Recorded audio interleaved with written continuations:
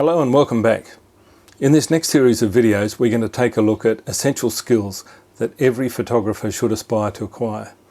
And in this video we're going to take a look at resolution, aspect ratios and resizing images for export, printing or putting on the web. And you might ask, why do you need to know all this if you're not a technical person? But it's a fundamental area where a lot of people get things wrong and wonder why their images don't look right when they're either printed or put onto the web or even projected on a television or a data projector. So let's dive in and have a close look and see what the problems are. So let's firstly look at camera sensor sizes and aspect ratios, because this is where the problems start to happen. So taking a typical full frame mirrorless camera or DSLR, doesn't really matter. I've used this one as an example because the maths are quite simple, and for the non-technical people we don't want to make this too complicated.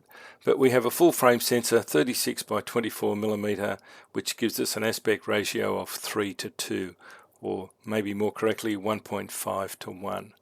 And with a sensor of this size, let's say we have 6,000 pixels by 4,000 pixels, that's a 24 megapixel size sensor. And megapixels, or the resolution of the sensor, is simply the total number of pixels that are available to receive our image data. And although you'll see that if you do the maths it's a little bit more than 24 megapixels, camera manufacturers round these figures down or up slightly to make it simple. And of course, using this type of sensor we're capturing our image data, and that goes to make our image. But when we get into discussions about aspect ratios with sensors, there are a lot of different camera sensors and a number of different aspect ratios. So let's just have a quick look at those. And here we have a range of different sensor sizes and aspect ratios, and the most typical one would be the 35mm full frame sensor, which we just mentioned, and the next most popular size would probably be the APS-C crop sensor size, which again keeps to the same aspect ratio of 3:2 but uses a slightly smaller sensor. But where things get a little bit more complicated is when we go down to things like the micro 4/3 sensor, which has a 4:3 aspect ratio and again a smaller sensor size again. Or then if you go up to even larger medium format size sensors, and they have different aspect ratios. And the problems start to occur once we take our images and want to do something with them in the way of output. So let's just have a look now at what all these aspect ratios mean. So firstly, looking at output options, we've got a couple of different ways that we can display our images. Firstly, using a data projector onto a large screen, and typically these would be either high definition resolution, which is 1920 by 1080 pixels, or 4K resolution for some of the newer ones, which would be 3840 by 2160 pixels, which is twice the number of pixels wide and twice the number of pixels high. But the problem is that we have an aspect ratio of 16:9, which is not the same aspect ratio as our images. Let's assume that we're capturing a 35mm full frame or crop sensor size image, and we're trying to maintain that aspect ratio. So firstly we have a problem there. And the second one then becomes, if you wanted to show this image on a high definition TV, they've got the same aspect ratio as a data projector. So somewhere along the way you're going to have to either reformat or change the size of your image. And even looking at your image on a high-end desktop monitor, which would typically be either high definition or something higher than that in terms of number of pixels, but they still all work on about the same aspect ratio of 16:9 or 1.6:1, so that we're not able to see all of our image on the screen at one time. And then moving on from that, looking at paper sizes, if we're looking at printing our image, we have a standard in most countries of the metric paper size, starting from A0 and then moving down to A1, A2, A3. Typically most people would be printing on either A2, A3 or A4 size. And all of the metric paper sizes have an aspect ratio of 1.4:1 or 2.8:2, which is not the same as 3:2, but it's fairly close. So again, our standard size image isn't going to fit on that. And so you get to the old style traditional photo paper sizes or printing sizes. And again, most of these don't fit into any typical aspect ratio that we work with. If you're printing on the old style 4x6 inch print, it actually does have the right aspect ratio, and so we can print all of our image on a paper that size. But if you go to something like the old 5x7 or 8x10 inch print, again, they're all different aspect ratios, and so we either lose some of our image data or we have to resize to suit. And then if we went to the old style largest print size, typically used 12x18, yes, that was at a 3x2 aspect ratio, but again, most of the other sizes just don't work for what we want to work with our image size. So coming back to our original capture sensor sizes and then thinking about the output sizes, we've got a number of issues that we have to work out. And let's just look at that in terms of the different ways that images can be used. And essentially, we've got our original image, approximately 6,000 by 4,000 pixels, a 24 megapixel image. But if we wanted to resize that or adjust it for projection, we've got a size of 1920 by 1080 pixels, which is not only a much lower resolution. If we've gone from 24 megapixels to 2 megapixels or less, we've got a different aspect ratio. So if we were going to resize to fit onto what is available for a data projector, we're actually throwing away about 93% of our image data. And I'll say that again, 93% of the image data that you've recorded with your camera is not used for projection. And if you go down to social media, which we'll look at briefly at the end of this, you've got even less resolution. So the amount of information that you have captured in your image, most of it gets discarded. But let's have a look now at another way that we can resize our images, and there's two different ways we can go about that. Now let's look at our image as captured, 24 megapixel image at a 3x2 aspect ratio, and ignoring for the moment the question of number of pixels that we require for printing in different outputs, let's purely look at the options for sizing for the different output options. So here's our image at 3x2 aspect ratio, and if we were wanting to print onto A2, A3 or A4 paper, our aspect ratio is pretty close. But we have two options with all of these resizing calculations, and one is to either fit the image into the available space, or we can fill it into the available space. And so let's have a look now at those options, and let's just resize the image by just dragging it up to fit within our frame. Now you'll see with A2, A3 and A4 paper, it is pretty close to the 3:2 aspect ratio, but not quite the same. So if we were to merely fit our image into the space available, we'll have slightly differing margins, top and bottom. But if you're using a printing bureau and you send your images off to be printed, what they're going to do is they're going to fill the frame with the image, and so you're going to lose a certain amount of the image in the areas beyond the frame. So this is what typically happens. You send your image off to be printed by one of these online services or so forth, and you come back and you've lost part of your image. So that just doesn't work. But let's have a look at a couple of different paper sizes. What about if you're printing on 8x10? Some people still use the old imperial sizes, although in Australia that should be pretty much a thing of the past, but it still does happen. So we're trying to fit our image onto a piece of 8x10. Well, you'll see it's vastly different aspect ratio. And again, if you're sending your image to be printed by a bureau, they're going to fill the frame and you'll get your photo back and you will have lost quite a substantial amount of your photo. Now, of course, you don't have any control over which part gets lost. But of course, if you're printing yourself, you have control over this. So different aspect ratios are going to cause problems. But then let's have a look at what happens if you want to project this image. If we're going to fill the frame with this image, this gets really tricky now, because if we don't resize correctly, we're losing a very large amount of our image. and again you have to decide what you want to keep. So trying to fill the frame or space available with an image really causes a lot of problems. So what we need to look at then is how we would do it if we need to fit the image to the frame.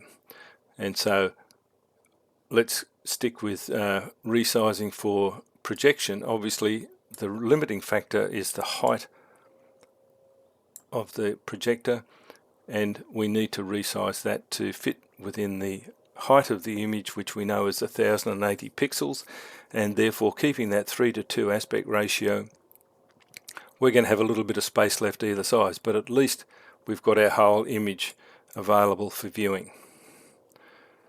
So fitting the frame is a much better option unless you're prepared to resize or crop your image to suit than trying to fill the frame. And the same thing applies if we go back down to our 8:10 image. Now bearing in mind that let's just move that around, there needs to be a little bit of a margin. If you fit the image to the frame, you're going to have a little bit of a margin top and bottom. But if you're sending your image to an outside printer, you don't have control over that. But if you're printing yourself, obviously you do have control. And then going back to our A3, A4 size, as we said, if you fit it to the frame, you will have a slightly different margin top and bottom, but essentially you're pretty close to filling the frame with the available image size. And of course the other option is that instead of just fitting the image to the available space, you could recrop the image. But as far as I'm concerned, when we're taking the photograph in the first place, we're framing the image within our viewfinder, and that's what we're containing within the image. And oftentimes if you try and then resize this to suit, let's just look at the 8:10 for instance. If you were going to crop this image to fit that size, you're going to lose quite a bit of the image. Let's just drop the fill level so that we can see. So you have to decide which part of the image you want to lose, and in this particular image I don't think I want to lose any of it. So it really becomes a bit of a problem if you decide to recrop your image to suit the format or the aspect ratio of the device in which you're putting it out to. And certainly when it comes to projection, we're looking at a vastly different sizing. So oftentimes it's not going to really work to crop the image to suit, because you're going to lose so much of the image.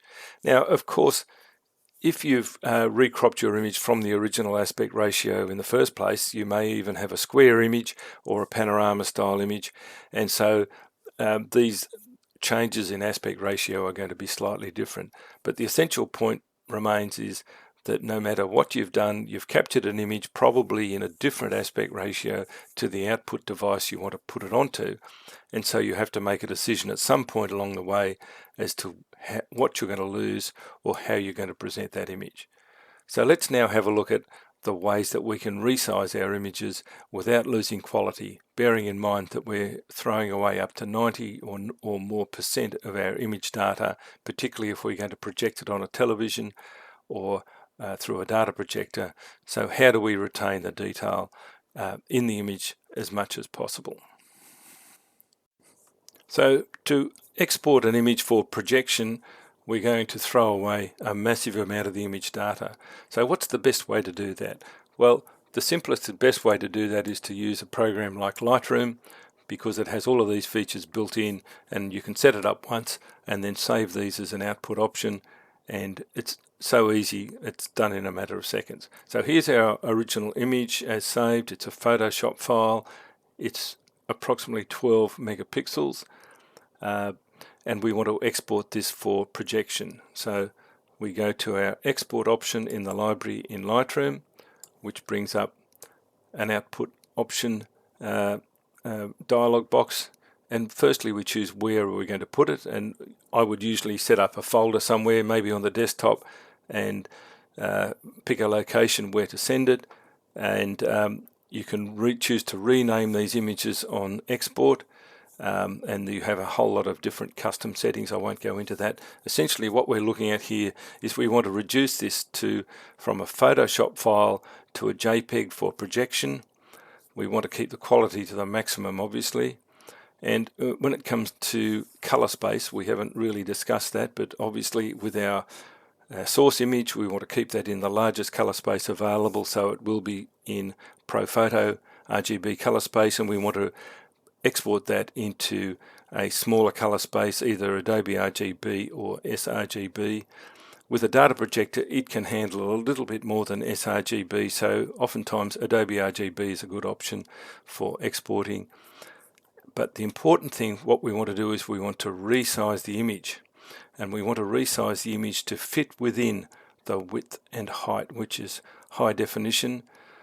And what will happen is when you set the width and the height to these sizes, Lightroom will resize the image to fit within that. It won't fill the frame, it will fit within the frame. But the important thing is, as we know, we're throwing away about 90% or more of our image data, so we need to sharpen the image on export. It's most important to do that because you will get a much softer image if you don't resharpen. And then once you do that, you can just click on export and it will export the file. But most importantly, once you've set this up and you're going to use this more frequently, you can add this as a preset to your output options, and we'll call this HD projection. And you can create here, so you don't have to go through and make all these changes every time you go to do this. You might just want to change the custom name, but let's just say here's my preset, and I am going to export that, and we're done. So if we do that and then we open up the image, let's have a look at the size. So here's the image that I just exported from Lightroom. I've opened this back into Photoshop. Let's have a look at the image information, image size, and you'll see that it's 1620 wide by 1080 pixels high, and that's because it's maintained the aspect ratio and fitted it into the space available. Now, the resolution in pixels per inch is of no relevance here, because when we project onto a screen, we project it at full size, and that doesn't really matter. And if we look at this on screen and we enlarge it to 100%, bearing in mind that this monitor has got some other things on it, we're now looking at 100% of the image information, and it looks pretty good. And that is so simple to use. Using an alternative method such as Photoshop or any other image editing software is a lot more complicated, and we'll look at this now just to see the difference. Now, if you're using Photoshop, Photoshop Elements, Affinity Photo, any other image editing program, you've got to jump through a few hoops to get the same result as you get from Lightroom. So this was our Lightroom version. Here's the original image opened in Photoshop, and you can see that it's intact with all of its layers. So we have to go through a few steps to do this. The first thing we do is let's flatten all of the layers, because they're going to be discarded once we convert this to a JPEG, bearing in mind that a JPEG image can't support layers and can only support a color space of Adobe RGB or sRGB. So the first thing we need to do is we need to go and resize the image, and if you're not showing pixels as the measurement here, you can just click on this box and choose it. And we know, for instance, if we wanted to go, say, 1920, and we want to maintain our aspect ratio, we have a problem. It's going to be 1280 pixels high. That's too big for our data projector. So we really need to go back to the height and set the height, and you'll see that now the width has been changed to 1620 pixels. Now, the resolution doesn't really matter for this because, as we said, we're going to project at full size. And the resampling method, well, we're not enlarging it, we're reducing it. So you'd either choose bicubic sharper reduction or the automatic one. They both work pretty well. So first thing we've done is we've resized the image, and you'll see now that it's shrunk down in size. And then when we enlarge it, we still see a pretty good image. Now, the problem is we haven't resharpened it and we haven't changed the color space. So the next thing we need to do is to go to Edit, convert to profile, and you'll see that its source profile remained at ProPhoto RGB, and now I want to convert it to either Adobe RGB or sRGB. Let's stick with Adobe RGB. And here you have the conversion options. You don't see any of this in Lightroom because it's all done under the hood, so to speak. But here, Photoshop will convert this color space using a relative colorimetric profile and convert the space. Now, most of the time you won't see any difference when you do that. Occasionally you might see some sort of a color shift, but 99% of the time you won't see a problem. But we know now that this is set at the right color space, but the only thing we haven't done is we haven't sharpened the image for export. So now we go into Filter, Sharpen, and you could either use Unsharp Mask or Smart Sharpen. If we're going to go to all the trouble of doing this ourselves, I would use Smart Sharpen, because what we can do here is we can get a bit of a look at the image and we can see what's going to happen. Now, you can adjust the percentage, and let's go ridiculously high. You'll see that if you over sharpen the image, it looks absolutely terrible, and you get a preview here. I would be looking at probably no more than 100%. Keep the radius at 1 pixel or less, and you can use the reduce noise slider, but it doesn't seem to make much difference because I've already done noise reduction on this image, so it's not really relevant. And then you have an option here of removing lens blur or Gaussian blur or motion blur. Typically lens blur would probably be adequate. And then with the Smart Sharpen options, we have the ability to reduce the amount of sharpening in either the shadows or the highlights or both. And typically all we really want to do with sharpening is affect the midtones. So I would do this by reducing the sharpening in the shadows by 50%, and you can adjust the tonal range for that. Keep the radius the same, and then I would do the same with the highlights so that we don't get too many nasty highlights, and we're done. We can click OK, and the image has now had sharpening applied. And then finally we need to save this, and bearing in mind this is now to be saved as a JPEG, so we need to change the file format to JPEG and choose where it's going to go. Well, I'm going to put this on the desktop, and I'll just put on the end of that HD for high definition, and we press save. And then the last option we have is we need to determine the quality of the image. Well, we've already reduced it massively, so we want to maintain the maximum quality, and we're done. And you can see now using Photoshop or any other image editing software is so much more complicated than using Lightroom, but you still can do it. So if you don't use Lightroom, you can still resize your images correctly. You've just got to bear in mind that you need to maintain the aspect ratio of the device you're outputting to. So here's the version that we saved and exported from Photoshop, and this is the one that we exported via Lightroom. Let's just zoom into, let's just say 200%. You can see here that there's a little bit of a halo around the edges from the sharpening and the output, but you're not going to see this on screen. Let's go back and look at the HD version at 200%, and you'll see that they're pretty much identical. We've done more or less the same thing. The sharpening might be slightly different. I should have probably reduced the sharpening a little bit more on the Photoshop output version, but again, you can decide this yourself looking at the image. And if we were to go back to the original image and see the detail level, and now I'm only at 100% versus 200%, you'll see that obviously there's a lot of detail lost, but of course you won't see that when it's projected. So just to summarize, exporting from Lightroom and resizing is a foolproof way of amending your image sizes, but if you want to take a little bit more care and step through the process in Photoshop, you'll have a little bit more control over the final output. But either way, you'll end up with something that's appropriate to the output device that you're exporting the image for.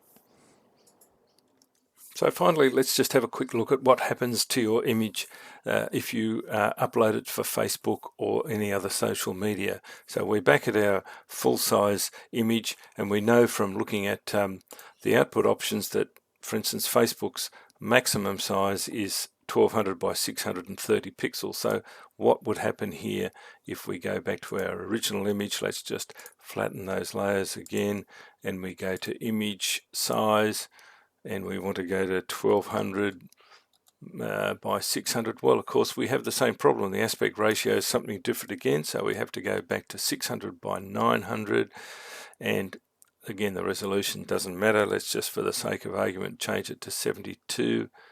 And of course, once you change the resolution, you'll end up changing the pixel dimension. So you need to change the resolution first if you're going to change that.